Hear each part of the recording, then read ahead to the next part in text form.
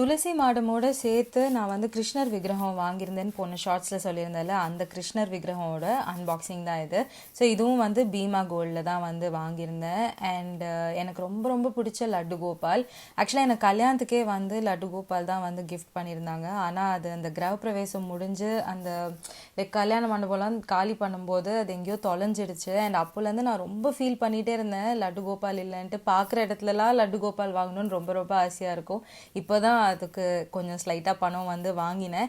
And ரொம்ப நல்லா இருந்தது, ஆன்டிக் ஃபினிஷ்னு. ஸோ பின்னாடியும் வந்து ரொம்ப சூப்பராக தத்ரூபமாக வந்து அதை பண்ணியிருந்தாங்க. ஸோ சில்வர் விக்கிரகம் வந்து 91 rupees தான் silver rate. So almost 42 grams. So அதுக்கு வந்து 5200 rupees ஆச்சுன்னு நினைக்கிறேன், ஜிஎஸ்டிலாம் சேர்த்து. ஸோ எப்படி இருக்குது கண்டிப்பாக வந்து கமெண்ட் செக்ஷனில் சொல்லுங்கள். உங்களுக்கு இந்த வீடியோ பிடிச்சிருந்தது அப்படின்னா கண்டிப்பாக வந்து சப்ஸ்கிரைப் பண்ணி வச்சுக்கோங்க.